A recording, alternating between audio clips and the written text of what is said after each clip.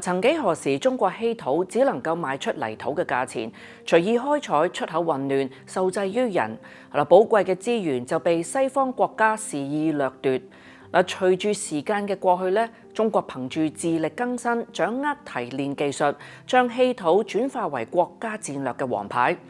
中國稀土嘅質變令到西方國家因為冇辦法再任意掠奪而焦慮不安。過去嘲笑中國嘅嘴臉，而家就已經無聲無息咁樣轉變為畏懼同埋顧忌。呢個亦都係中國崛起嘅證明。美國總統特朗普喺今年嘅4月發動關稅戰，將魔爪伸向全球185個經濟體。當中咁反抗嘅中國可以算係一枝獨秀。最主要嘅原因就係中國限制稀土出口，令到美國元氣大傷。當中更加重創汽車業。更有報道就指出，福特喺美國嘅車廠曾經因為唔夠稀土磁鐵而停工添。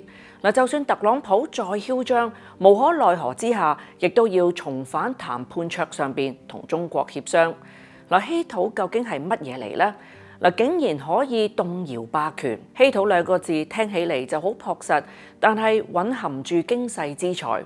佢並唔係土，而係元素週期表入邊17種化學元素嘅總稱。更加有輕重之分。呢一啲嘅元素雖然唔出名，而且仲要係好難讀，但就係現代科技唔可以缺少嘅點金石啦。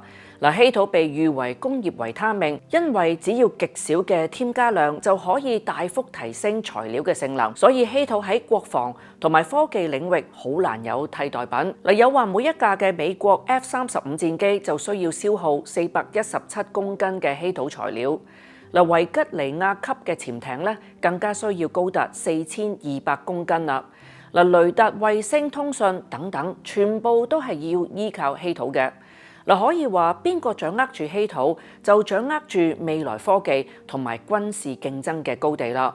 而中國就擁有豐富嘅稀土資源，有統計喺2022年全球稀土儲量大概係1億3000萬噸，其中4400萬噸就係中國啦。即係中國佔咗全球稀土嘅33.8%。2024年27萬噸嘅稀土由中國生產，佔咗全球產量近70%。不過中國嘅稀土事業並唔係一帆風順嘅，更加曾淪為原料供應商。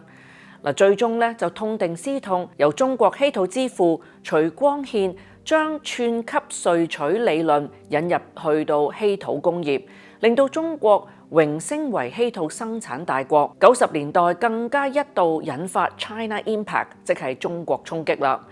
之後中國嘅稀土事業迎嚟戰略升級，喺開採、出口配額、關稅等方面落墨。2024年稀土管理條例出台，稀土管理踏入法治化、規範化，向可持續發展嘅目標進發啦。中國生產嘅稀土稀有喺乜嘢嘅地方呢？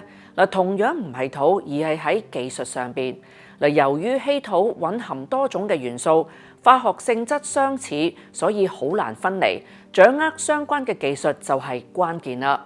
所以就算其他地方好似緬甸、澳洲同埋美國都有開採稀土嘅，但係世界90% 嘅稀土就由中國提煉加工，尤其係稀土磁鐵嘅生產技術上邊，中國就更加係獨領風騷啦。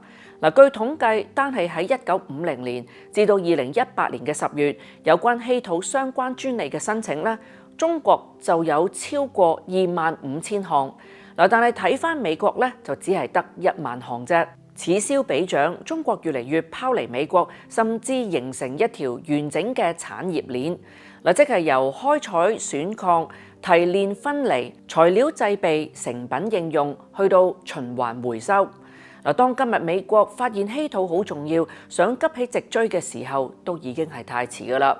今年7月，美國最大稀土礦商 MP Materials 就宣布，美國國防部入股公司，將成為公司最大嘅股東，同時支持公司喺美國國內製造第2座稀土磁鐵製造工廠，預料會喺2028年投入生產，每年產能咧就能夠達到1萬噸嘅稀土磁鐵啦，用嚟減少對中國嘅依賴。不過美國嘅如意算盤真係可以打得響咩？美國而家嘅稀土礦場並唔具備將重稀土分離嘅能力。而中國喺2023年已經停止出口部分稀土加工技術啦。美國喺受制之下，喺短短嘅3年之內，可唔可以傾盡全國之力追求相關嘅技術呢？一個內部撕裂嘅國家，一個只重眼前利益嘅總統，確實係令人懷疑嘅。美國要喺稀土方面自給自足，困難重重。有美媒甚至引用中國喺2010年限制向日本出口重要嘅稀土金屬，慨嘆美國喺15年之後咧，喺稀土金屬加工方面依然幾乎係要完全依賴中國嘅。